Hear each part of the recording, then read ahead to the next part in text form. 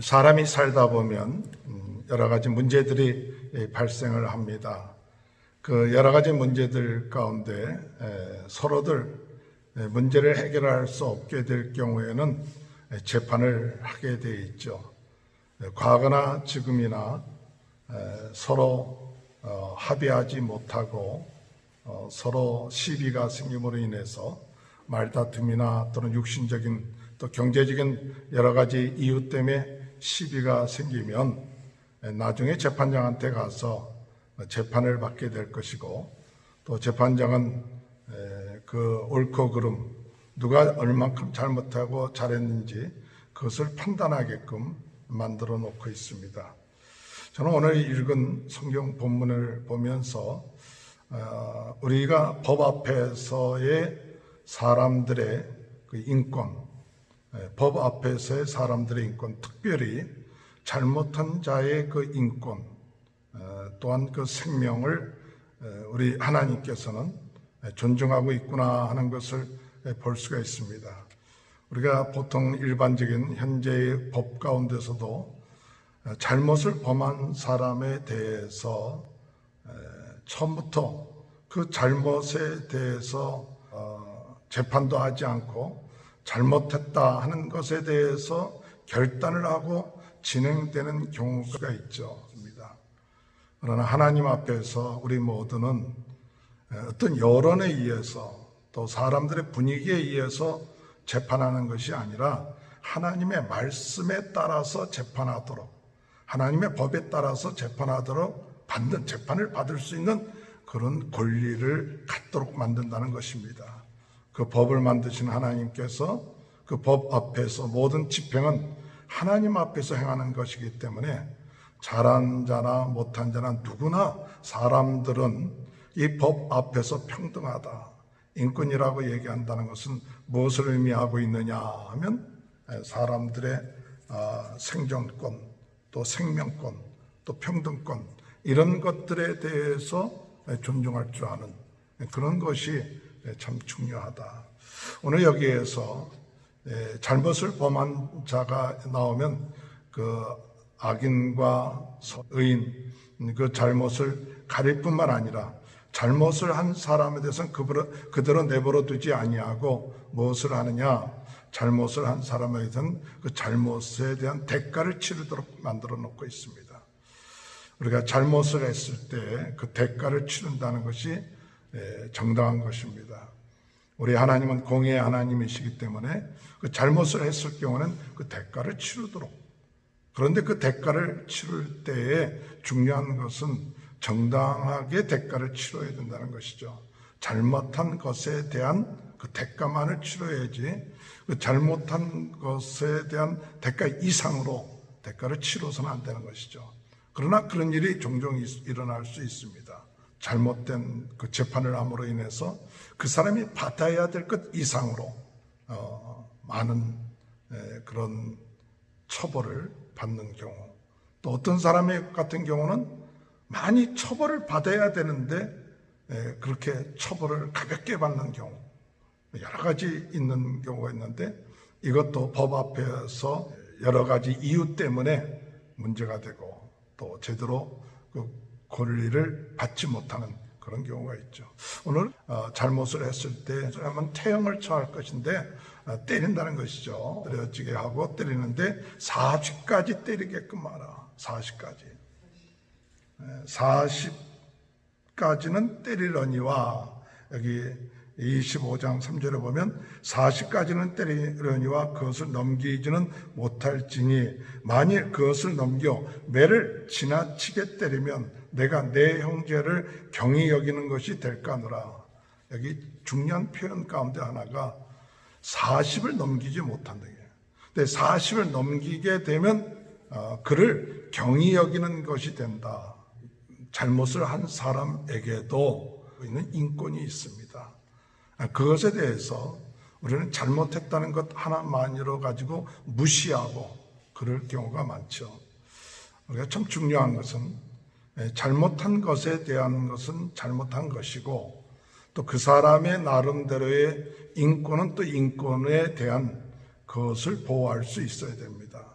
그래서 잘못한 것을 가지고 그 사람의 모든 인격이라든지 이런 것을 싸잡아서 무시한다는 것, 그런 것은 옳은 일이 아니다라는 것을 지금 말하고 있습니다. 물론 잘못한 것에 대하여 그 사람에 대해서 벌을 내리고 그것은 정당한 것이죠. 그러나 그 잘못한 것 가지고 그 사람의 인격 전부를 무시해도 된다. 그것은 아니라는 얘기입니다. 그래서 그 사람이 잘못을 해서 40까지 태형을 맞을 수는 있다 할지라도 그것은 넘기지 마라. 잘못하면 형제를 경히 여기는 것이 될 것이다. 오늘 우리가 주변에 잘못한 사람들에 대해서 쉽게 결론을 내리고 판단하는 그런 일들 조심해야겠죠. 우리 인간은 잘못할 수 있습니다. 그런데 그 잘못하는 것에 대해서 그래도 그 한 인격에 대해서 우리가 존중할 줄 알고 또 그 사람 나름대로의 그 사정을 이해할 수 있는 그런 마음을 오늘 우리가 갖는 것이었으면 좋겠습니다. 두 번째로 오늘 여기 4절에 볼 것 같으면 곡식 떠는 소에게 망을 씌우지 말지니라. 왜 이 말씀이 들어왔을까 할 때 추수할 때 되면 소에게 기구를 달아갖고 돌면서 곡식을 떨게끔 하는데 그 소에게 망을 씌우지 않도록 일을 할 때 그 소가 필요하면 먹을 수 있도록 만들어야 된다 하는 것을 얘기해 주고 있습니다. 오늘 우리들이 이 사회를 보면서 일한 사람들이 나름대로 일한 대가를 받을 수 있는 그런 것이 중요한 인권이라고 생각합니다. 오늘날 많은 사람들이 자기가 일한 만큼 수고의 대가를 받지 못하는 그런 시대에 살고 있습니다. 이 소라는 미물도 어떤 면에서 말을 못하지만은 일을 한 만큼 대우를 해줘야 된다. 그것이 여러 가지 형편에 의해서 주장하지 못하고 말도 제대로 못하고 약한 사람이라 할지라도 그들의 일한 만큼에 대한 것을 보장해 줄 수 있는 그런 것이 참 중요하다. 오늘날 우리 똑같은 일을 하면서도 대우를 제대로 못 받는 그런 사람들이 있죠.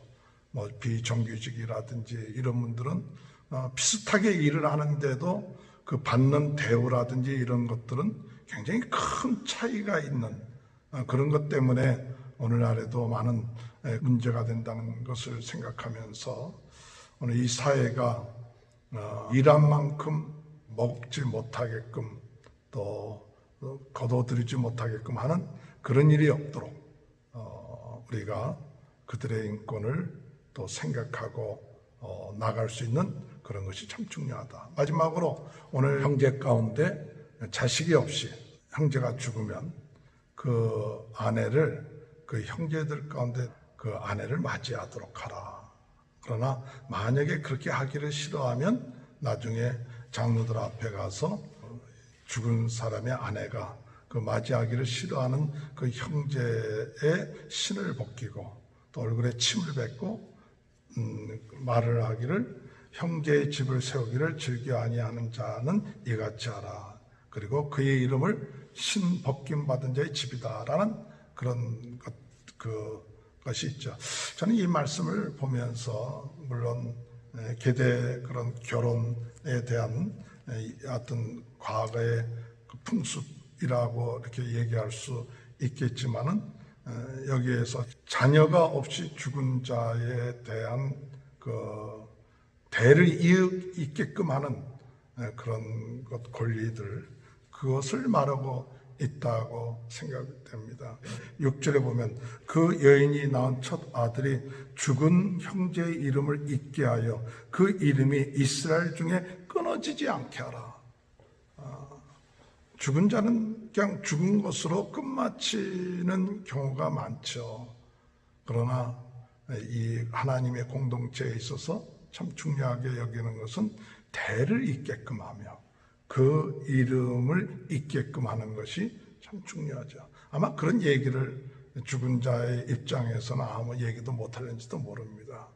그러나 그 대를 이어서 그 이름을 잇게끔 하는 것이 얼마나 중요한가.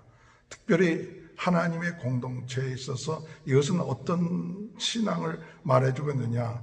그냥 대를 잊지 못하는 것으로 끝마치는 것이 아니라 영원한 하나님의 나라의 공동체를 이루는데 그 중요한 역할을 감당하도록 만든다는 그런 뜻도 있습니다. 죽은 자의 그 아내의 그 인권에 대한 문제도 나오기 때문에 그때 당시는 홀로 살기가 어려운 때 형제들이 그것을 돌봐줘야 되고 지켜줘야 되는 그런 의미도 있습니다.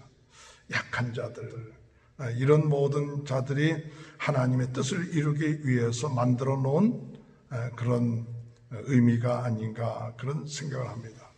아무쪼록 오늘 우리가 살면서 우리 주변에 물론 당연하게 그 사람들은 처벌을 받아야 되고 그 사람들은 나쁜 사람이다 이런 것으로만 끝마치지 말고 잘못을 한 사람의 인격 또한 일을 하지만은 제대로 대우받지 못하는 사람들의 인격과 인권에 대해서도 좀 더 우리가 관심을 갖고 또한 어려운 형편에서 그 대를 잇고자 하는 그런 것에 대한 문제도 또한 우리가 관심을 갖고 같이 합력하여 아름다운 공동체를 이끌어가는 그런 사회가 될 수 있도록 인도해달라고 우리가 기도하는 저와 여러분이 되시길 바랍니다.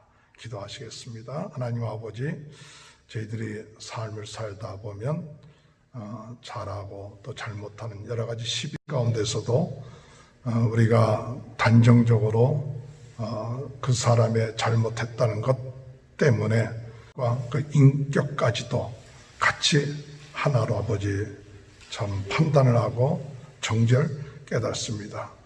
잘못한 사람이 그 대가를 치른다는 것은 당연하지만 아버지 하나님 그의 인격 전체를 아버지 하나님 저희들이 판단하지 않도록 도와주시고 또 어려운 가운데서 말없이 일을 하고 있는 자들의 그 생존권에 대한 것 또한 저희들이 무시하지 않게 하시며 대를 잇는 귀한 아름다운 그런 아버지 하나님 뜻을 저희들이 저버리지 않도록 도와주시고 어려운 가운데 있는 자들에 대한 관심과 또한 그들을 대우하는 또 그것을 보살피는 그런 것들이 이루어질 수 있도록 도와주옵소서.